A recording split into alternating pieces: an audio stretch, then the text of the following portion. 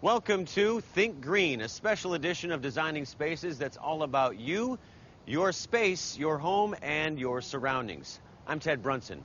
Home and surroundings, well, the environment. We must consider the environment as part of our economy, health, and community, all working together towards what we like to call a greener lifestyle. On today's show, we have a great lineup of topics to help you create a more eco-friendly home, a place where you and your family can live a more efficient and healthy lifestyle. So let's get started and think green.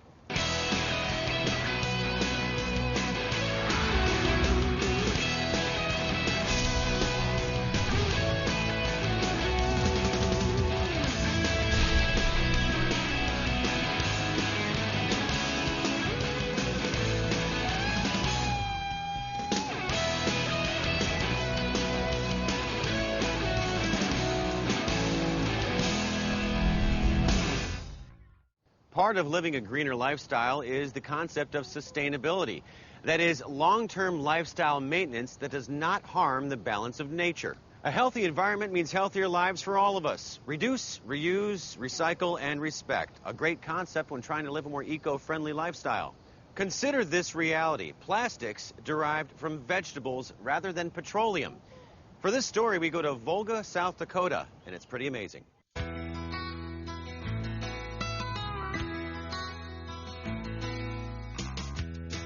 Soybeans, the scientific name for them is glycine mac. This species of legumes is known for adding nitrogen back into the ground and adding protein into diets. It also offers twice as much protein per acre than any other vegetable crop. But there's a lot more to the picture than meets the eye.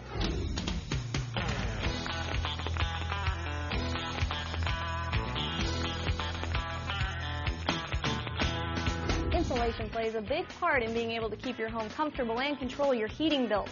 And with new technology, fiberglass is becoming second rate. And who doesn't want a lower utility bill? This truck bed is treated with a barrier. It helps protect against moisture, extreme temperatures, common chemicals, and even cuts. All things that I would want when I want to put my truck to good use.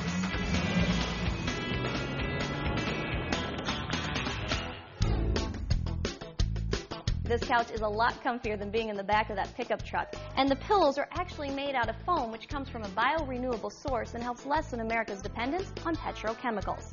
By now, though, you must be wondering, what does attic insulation, foam and pillows, and truck bed liners all have in common? What do they all have in common? Soybeans, all made from soy and grown right here in the good old US of A. And it's all playing a big part in the emerging plastics industry. To help explain a little bit more, Mike Fusco with Urethane Soy Systems joins us today on Think Green. Hi, Mike. Hi. Tell us a little bit about polyols first. Polyols are the building blocks of plastics. All plastics are created by reacting a polyol with other chemicals. And then what is polyurethane? Polyurethane is a specific kind of plastic. The seats in your car, furniture seats, cushions in your couch, the dashboard of your car, insulation in your home are all examples of polyurethanes. And how does this all play into bio-renewable?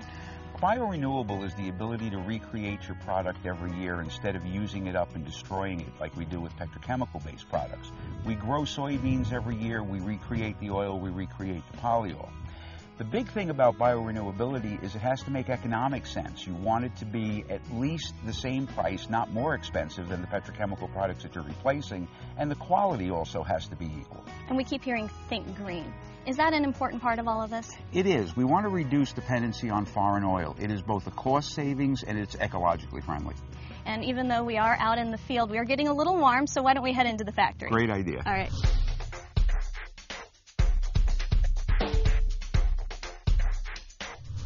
Now, Mike, I am really excited to see how we go from a field of beans to that big fluffy pillow on my couch.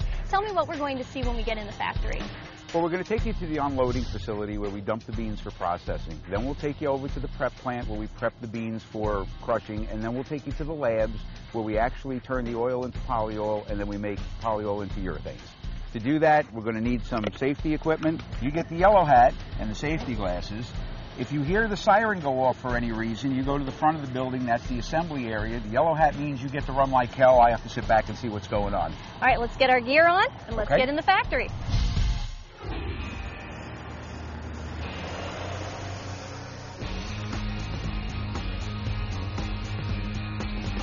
Trucks full of soybeans arrive at the plant, and the soybeans are sampled for quality.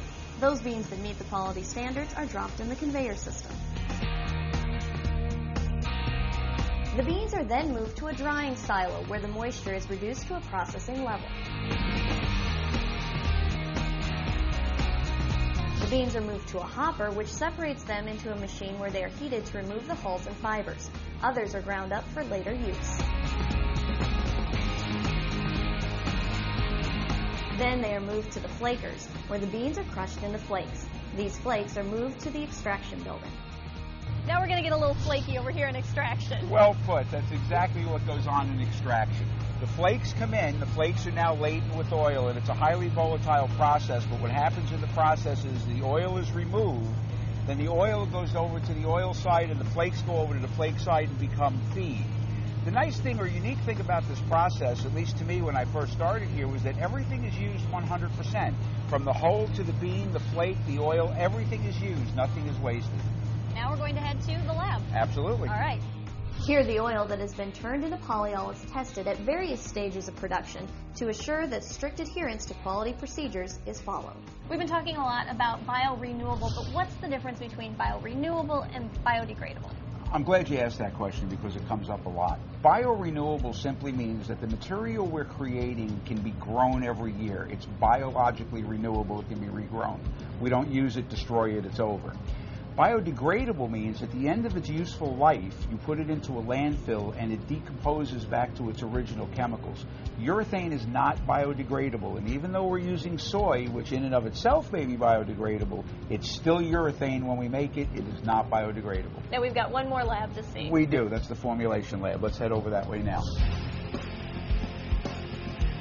In the formulation lab, polyol is turned into urethane plastics. The chemical engineers create winning combinations, which are mixed in various machines, all to produce foams for many purposes.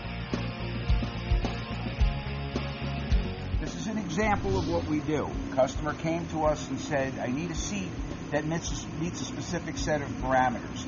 We'll come into the lab, we'll start to mix things, we'll start to make seats, we'll start to make little changes here and there to get to the customer exactly what it is he asked for. This is what we're talking about when we talk about the same quality. The petrochemical supplier currently for the customer told the customer he can't help him, but we take it on because we want to make sure that people understand that the soyol that we make is a polyol that delivers the same quality as the existing petrochemical polyols. Mike, we've had a fascinating day today going from the field to the factory. We really appreciate your time and that of the team at Urethane Soy Systems for taking us around and for helping lessen America's dependence on petrochemicals. Where can folks go if they want to learn more? We have a website, soyol.com. And of course, you can also go to designspaces.tv and click on the Think Green section. Thanks for joining us today, and don't forget to think green. I'm Jolene Loetscher in Volga, South Dakota.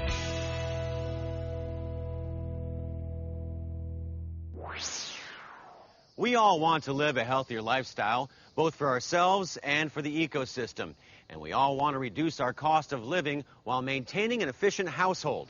We all have the power and the ability to make a difference. We have a choice. And it's a choice like never before. So together, let's make the right decision and move towards a healthier world. For Designing Spaces, Think Green, I'm Ted Brunson. You can visit these websites to learn more about the participants on this edition of Designing Spaces.